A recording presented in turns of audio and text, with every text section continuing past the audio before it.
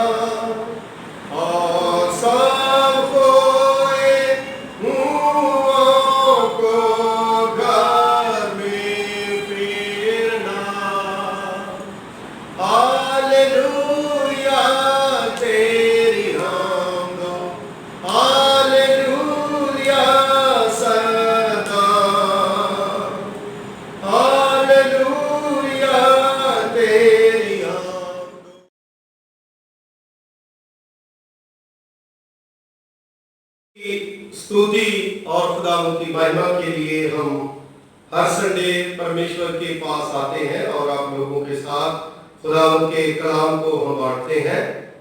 आज हम परमेश्वर के पवित्र पाक वचनों में से पढ़ेंगे और आपके साथ इस वचन को शेयर करेंगे जो बहुत ही बड़े जो नबियों में से यशायाह भविष्यद्वक्ता उसकी वाणी जो यशायाह नबी की पुस्तक उसका पहला अध्याय उसकी दूसरी आयत से लेकर के और तीसरी आयत तक खुदावंद के वचन से हम पढ़ेंगे। यूं लिखा है, हे स्वर्ग सुन और हे पृथ्वी कान लगा, क्योंकि यहोवा कहता है, मैंने बाल बच्चों का पालन पोषण किया है और उनको बढ़ाया भी है, परंतु उन्होंने मुझसे बलवा किया। बैल तो अपने मालिक को और गधा अपने स्वामी की चरनी को पहचानता है, परंतु इस्राएली मुझे नहीं जानता, मेरी प्रजा विचार नहीं करती। खुदा का कलाम पढ़े और सुने जाने पर परमेश्वर की आशीष और खुदा की बरकत हो। आमीन। ये बहुत ही सुंदर वृतांत जो है परमेश्वर के पाक वचन में दिया गया है, जो आज जो है प्रेजेंट जो परिस्थिति बनी हुई है उसके मुजब ये बिल्कुल सच है कि जब इंसान खुदा से दूर चला जाता है, परमेश्वर से दूर चला जाता है, तो परमेश्वर की तरफ से उन लोगों को एक फटकार के रूप में खुदा ने ये वचन जो है वाणी जो है दी है। यानी खुदा जो है वो हमें समझाना चाहता है, क्योंकि यहाँ पर इसका जो ऊपर लिखा है, परमेश्वर का अपने लोगों को फुटकारना। ये वचन उस समय लिखा गया जब 8वीं शताब्दी के समय यशायाह भविष्यवक्ता ने भविष्यवाणी करी, और यरूशलेम के जो लोग थे, वहां पर जो यहूदी लोग थे, जिन लोगों को खुदा ने देखा, परमेश्वर ने देखा, और यशायाह नबी को उनके विरुद्ध एक चेतावनी के रूप में कि आप सुधर जाओ, अन्यथा तुम लोग जो है वो बर्बाद हो जाओ। मेरे अजीजों, यहां पर प्रभु के वचन में जब हम तीसरे आयत में पढ़ते हैं तो यहां पर लिखा, बैल तो अपने मालिक को, बैल आपने देखे हैं, और सब लोगों के पास गांव में, देहातों में और यहां शहर में भी जो बैल जो है वो घूमते फिरते हैं, वो घूमते हैं फिरते हैं, लोग छोड़ देते हैं, लेकिन फिर भी जो गधे को जैसे छोड़ देते हैं, वो सारी चराई जो है उसको चरता है, उसके बाद अपने मालिक की जो चरनी है वहां पर चला जाता, अपने मालिक के पास चला जाता।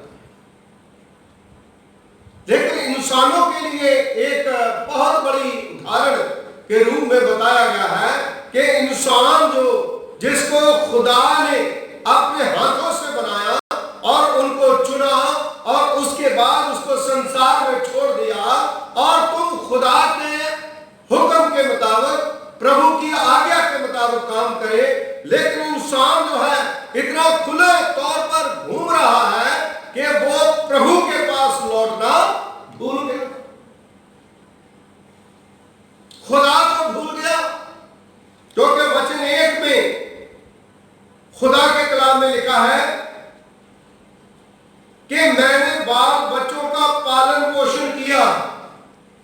कितने सालों से खुदा जो है वो हमें पाल रहा है, खुदा हमें रोटी दे रहा है, खुदा हमें कपड़ा दे रहा है, लेकिन फिर भी हमारा दिल जो है इतना बेईमान है कि अपना खुदा जो है उसको छोड़ के दूसरी तरफ हमारा मन जो है वो लग जाता है। जब हमारे ऊपर मुसीबत आती है, परेशानी आती है, तो हम उन परेशानियों को, उन मुसीबतों को खुदा के सामने रखते हैं, लेकिन जो हमने उल्टे काम करे हैं, जो हमने बुराइयां करी हैं, उसको हम नजरअंदाज करके खुदा को कहते हैं कि एक ऐसा खुदा है जिस खुदा ने ऐसी बुराइयां जो है वो हमारे अंदर भेजी, ऐसी बुरी चीजें जो है वो हमारे अंदर भेजी, जबकि सच ये है कि वो बुराइयां, वो बुरी चीजें इंसान खुद ही पैदा करता है। मेरे अजीजों, खुदा का वचन बताता है कि मैंने तुम्हें पाला, मैंने तुम्हें बड़ा करा, मैंने तुम्हें हर चीज दी, लेकिन तुमने मेरे साथ ही बलवा करा। अब देखिए संसार में, दुनिया में सब कुछ होते हुए लड़ाई किसके साथ? खुदा के साथ। आज संसार में आप किसी भी जगह पर आप चले जाए तो आज इंसान जो है वो हमेशा अपने आप को बदलता नहीं, लेकिन खुदा को बदलने की कोशिश करता है। खुदा तुम मेरे लिए बदलो, जबकि सब लोग जानते हैं कि बाइबल में लिखा है कि खुदा आज, कल और जुगन जुग एक जैसा है, वो कभी बदलता, लेकिन फिर भी खुदा को बदलने की कोशिश करते हैं। घुटने टेक करके, चला चला के हम लोग जो है दुआ करते हैं, लेकिन मेरे अजीजों, खुदा कहता है कि तुमने तो मेरे साथ बलवा, बलवा करने का मतलब है खुदा से लड़ाई करनी, खुदा से हुक्मों से दूर भाग जाना। लड़ाई करते हैं खुदा के साथ, है ना? खुदा के साथ हम कैसे लड़ाई करते हैं? उनको कोई नहीं मिलता, वो खुदा के घर के साथ, परमेश्वर के लोगों के साथ, खुदा के इबादतगार के साथ वो लाठ उठा लेता है, लेकिन मेरे अजीजों खुदा जब लाठ उठाता है उसकी लाठी में कभी आवाज नहीं होती। यहाँ पर अपने खुदा को छोड़ करके इन यहूदी लोगों ने, इस्राएली लोगों ने अपने मालिक को छोड़ करके दूसरे के पीछे चला, और मालिक तो फिर मालिक ही होता है। जो मालिक है वो हमेशा मालिक ही होता है। मेरे अजीजों सचमुच आज प्रभु का वचन जो है वो हमें बताता है कि ऐसा खुदा ने क्यों कहा, क्यों हुआ।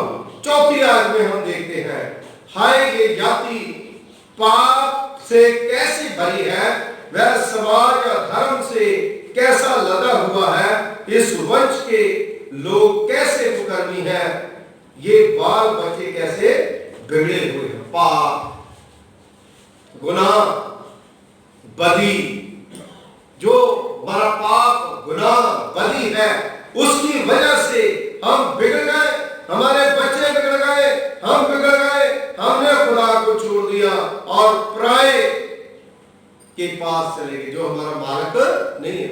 शैतान के पीछे हम लोग चले गए। आज सब लोगों की यही शिकायत है, हमारे बच्चे आज्ञाकारी नहीं, क्योंकि जब हम खुदा के आज्ञाकारी नहीं तो हमारे बच्चे खुदा के आज्ञाकारी और अपने माँ बाप के आज्ञाकारी कैसे हो सकते हैं। इसलिए मेरे अजीजों 5वें आयत में लिखा है कि बलवा तो करा लेकिन उसके बाद तौबा नहीं करी, और 5वें आयत में बल दे करके फिर से कहा गया तुम बलवा करके क्यों अधिक मार खाना चाहते हो। फिर से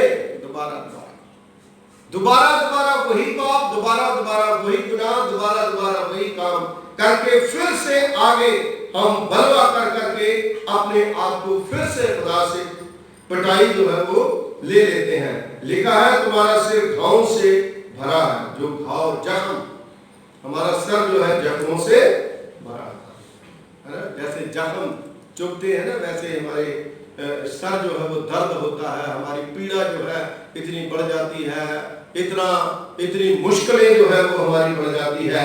मेरे जीजो सचमुच परमेश्वर जो है हमारी सारी मुश्किलातों को दूर करता है, हमारे सारे हालातों को दूर करता है जब हम तौबा करके परमेश्वर के पास आते हैं। लिखा तुम्हारा हृदय दुख से भरा हुआ है।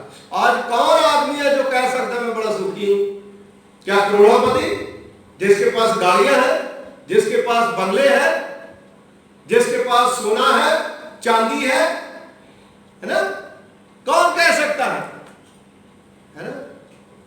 जो नेता है ना, जो बड़े बड़े लीडर हैं जिनके पास करोड़ों रुपया है, जो बड़े से बड़ा फिल्म स्टार है ना, जिसको हम फॉलो करते हैं अपने खुदा को छोड़ के, जिसको हम हीरो समझते हैं, क्या उसका हृदय सुखी है? और वचन में आज से कई 8वीं जो शताब्दी में यशायाह भविष्यवक्ता ने जो भविष्यवाणी करी है उसमें वचन में लिखा तुम्हारा हृदय दुख से भरा है, पांव से सर तक कहीं भी कुछ अरोगता, पांव से लेकर सर तक, यहां तक कि कोई टच भी करे डर जाते हो, है ना। कैसी विडंबना है। क्यों हुआ? पाप के कारण। उसकी तरफ नहीं हम जाते।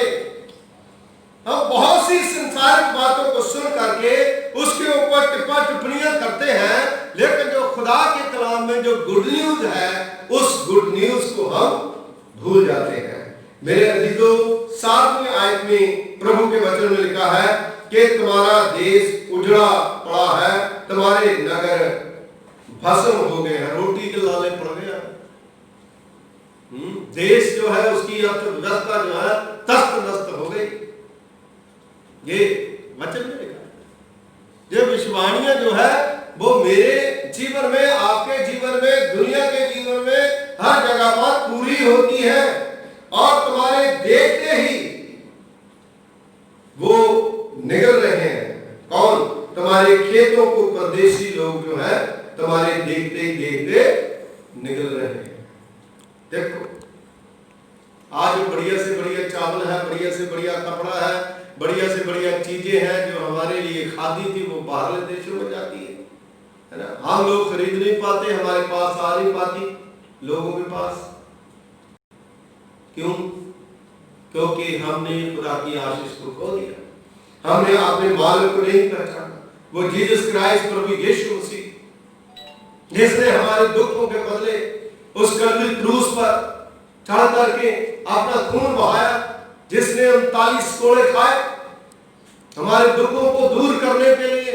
आज हम भूल गए, आज हम खुदा के पीछे चलने की बजाय शैतान के पीछे चले गए और हम सूखी ठाव में आराम ढूंढते हैं।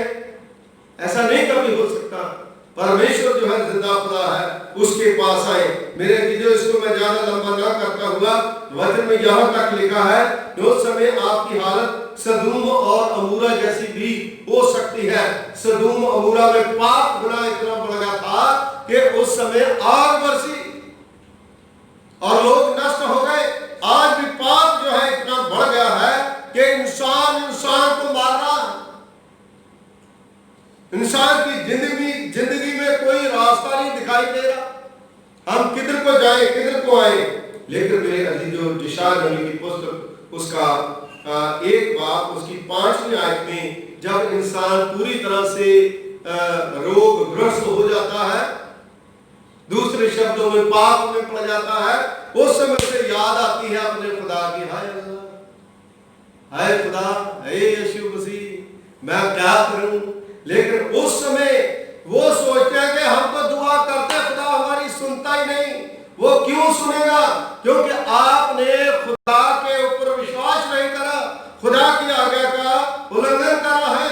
और 15वीं आयत में लिखा है, जब तुम मेरी और हाथ फैलाओ तब मैं तुमसे मुख फेर लूंगा। आप बताइए, अगर हम खुदा के मुताबिक जिंदगी नहीं व्यतीत करते तो प्रभु कहता है तुम्हारे दुख के समय तुम मेरे आगे दुआ करोगे, मैं अपना मुख फेर लूंगा, है ना। तुम कितनी भी प्रार्थना क्यों ना करो तो भी मैं तुम्हारी ना सुनूंगा, क्योंकि तुम्हारे हाथ खून से भरे हुए। तूने लोगों को खून बहाया, है ना। तूने अपनी जुबान को ऐसा चला के लोगों को घायल करा है। तुमने अपने दिमाग में इतनी सोच, गंदी सोच के तूने कभी भी किसी का भला नहीं करा। खुदा कहता है मैं तुम्हारी प्रार्थना नहीं सुनूंगा। मैं तुम्हारे हाथ फैलाते हो, मैं उन हाथों को नहीं देखूंगा, मैं अपना मुंह फेर लूंगा। लेकिन 16वीं आयत में लिखा है, अपने को धो करके पवित्र करो, मेरी आंखों के सामने से अपने बुरे कामों को दूर करो, बुराई को छोड़ दो।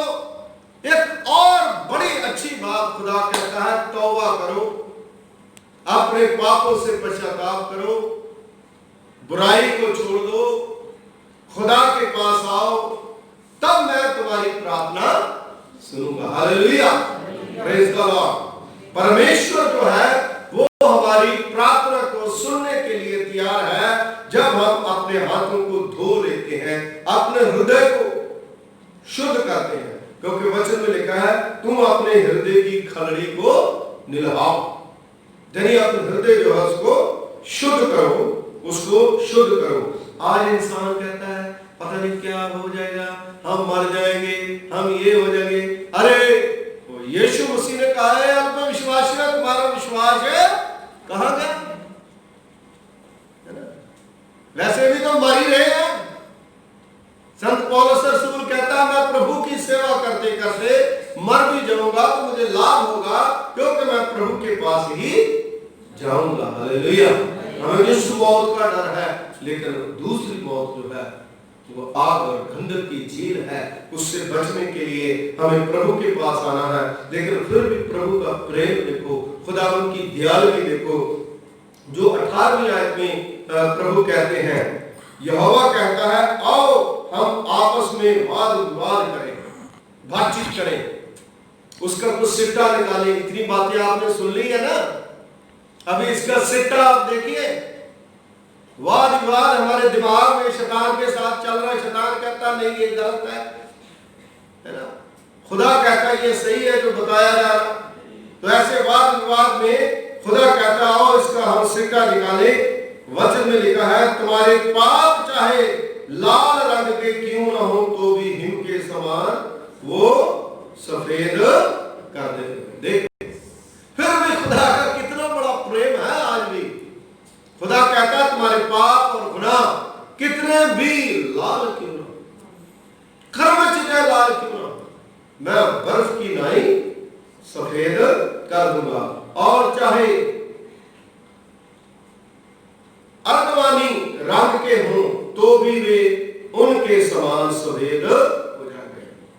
व्हाइट कपड़ा जो ऊन जो होती है ना जिससे स्वेटर बनते हैं, व्हाइट जो है वो कैसे पहनते, जब पहले शादियां होती थी तो शादी के समय जो लड़की जो है अपने हाथों से वो बनाती थी, और वो इसलिए बनाती थी कि जो उसका हस्बैंड है उसके लिए बनाती थी, उसके बाद फिर जो उसका ससुर है उसके लिए व्हाइट बनाती है ना, बुजुर्ग है ना, और बड़ा सुंदर लगता था, लोग पहनते थे है ना, कहते थे यार आंख नहीं ठहरती थी। तो खुदा कहता है कि तुम मेरे पास आओगे मैं इस तरह से तुम्हें चमका दूंगा, चमकाने का मतलब पवित्र कर दूंगा,